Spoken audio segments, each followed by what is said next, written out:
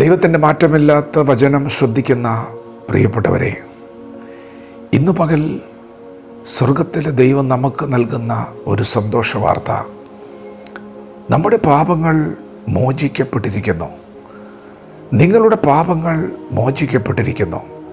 അതെത്ര കടും ചുവപ്പാണെങ്കിലും ദൈവം നമ്മോട് ആലോചന പറയുന്നു, അത് മോചിക്കപ്പെട്ടിരിക്കുന്നു. പ്രിയപ്പെട്ടവരെ, പാപത്തിൻ്റെ ശമ്പളം മരണമാണ്. പാപിക്ക് ശിക്ഷയുണ്ട്. നമ്മുടെ പാപം മോചിക്കപ്പെട്ടിരിക്കുന്നു എന്ന് ദൈവം നമ്മോട് അറിയിക്കുമ്പോൾ തന്നെ പാപത്തിൻ്റെ ശമ്പളമായ ശിക്ഷാവിധിയായ മരണവും നീങ്ങിയിരിക്കുകയാണ്. അതേ, നിങ്ങളുടെ ശിക്ഷാവിധി അവസാനിച്ചിരിക്കുന്നു. നിങ്ങളെ ഇനി വിധിക്കുവാൻ ശത്രുവിന് കഴിയുകയില്ല. നിങ്ങളുടെ പാപങ്ങൾ മോചിക്കപ്പെട്ടിരിക്കുന്നു. ഇന്ന് പകൽ നിങ്ങൾക്ക് സമാധാനമുണ്ട്. ദൈവം നൽകുന്ന സമാധാനം. യേശു പറഞ്ഞു, ഞാൻ എൻ്റെ സമാധാനം നിങ്ങൾക്ക് തരുന്നു, ലോകം തരുന്നത് പോലെയല്ല. അതെ, ദൈവം നിങ്ങൾക്ക് ഇന്ന് പകൽ സമാധാനം നൽകുകയാണ്. ദൈവം നൽകുന്ന സമാധാനം നിങ്ങളുടെ കുടുംബത്തിൽ വാഴാൻ പോവുകയാണ്. വിശ്വസിക്കുക, ദൈവം നിങ്ങളുടെ പാപം മോചിച്ചിരിക്കുന്നു. നിങ്ങളുടെ ശിക്ഷാവിധിയും അവസാനിച്ചിരിക്കുന്നു. ദൈവം നിങ്ങൾക്ക് സമാധാനം നൽകിയിരിക്കുന്നു. പ്രിയപ്പെട്ടവരെ, നമ്മുടെ പാപങ്ങളെ ചുമന്നുകൊണ്ട് നമ്മുടെ വീണ്ടെടുപ്പുകാരനായ, നമ്മുടെ കർത്താവായ, നമ്മുടെ പിതാവായ യേശു കർത്താവ് ക്രൂശിൽ തകർക്കപ്പെട്ടിരിക്കുകയാണ്. നാം ചുമക്കേണ്ട പാപങ്ങൾ അവൻ ചുമന്നിരിക്കുകയാണ്. നമുക്ക് കിട്ടേണ്ട ശിക്ഷാവിധി അവൻ ഏറ്റുവാങ്ങിയിരിക്കുകയാണ്.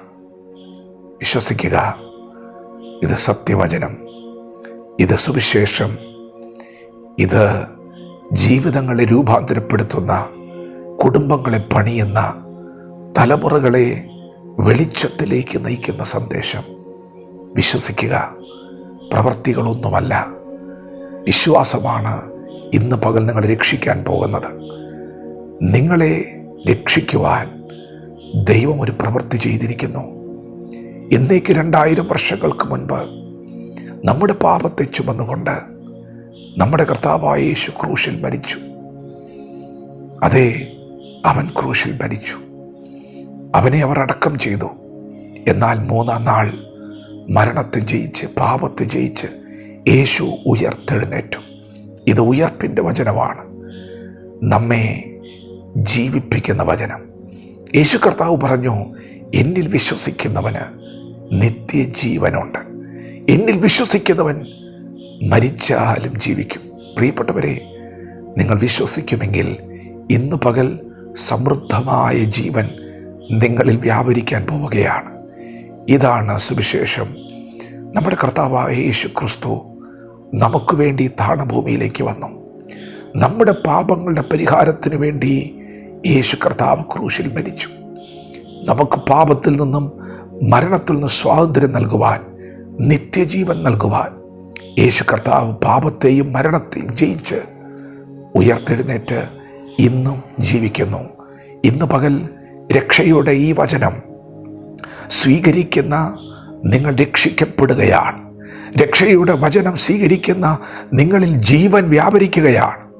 ഇപ്പോൾ ക്രിസ്തുയേശുവിലുള്ളവർക്ക് ഒരു ശിക്ഷാവിധിയുമില്ല. വിശ്വസിക്കുക, വചനത്തോട് പ്രതികരിക്കുക. ഇത് സകല മനുഷ്യർക്കുമുള്ള രക്ഷയുടെ വചനം. ഭൂമി മുഴുവനും ഘോഷിച്ചു കൊണ്ടിരിക്കുന്ന വചനം. ഇന്ന് പകൽ നിങ്ങൾക്കുള്ള വിടുതലിൻ്റെ സന്ദേശം. വിശ്വസിച്ച് ഏറ്റെടുക്കുക. യേശുവിനെ സ്വന്തം രക്ഷിതാവും കർത്താവുമായി സ്വീകരിച്ച് ഇന്നു മുതൽ യേശുവിൻ്റെ മുൻപിൽ ജീവിതത്തെ സമർപ്പിക്കുക. യേശു മരിച്ച നിങ്ങൾക്ക് വേണ്ടിയാണ്. യേശുവേ, ഞാനൊരു പാപിയാണ് ഏറ്റുപറയുക. യേശുവിനെ സ്വീകരിക്കുക. ഇത് വിടുതലിൻ്റെ സമയമാണ്. നാളെ പകൽ നമുക്കുള്ളതല്ല, ഇപ്പോഴാകുന്നു രക്ഷാ ദിവസം. വചനത്തോട് പ്രതികരിക്കാം. ദൈവം നമ്മെ ഓരോരുത്തരെയും ഈ പകൽ അനുഗ്രഹിക്കുമാറാകട്ടെ. ആമേൻ.